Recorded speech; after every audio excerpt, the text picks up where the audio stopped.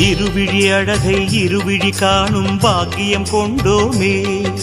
இறைவா ரமணா உந்தன் மகிமையை மனதில் கண்டோமே. திருமுகம் மலரும் சன்னதி வாசல் பரவசம் கொண்டோமே. தேவரகசியம் அது உன் லீலை மலையினில் கண்டோமே.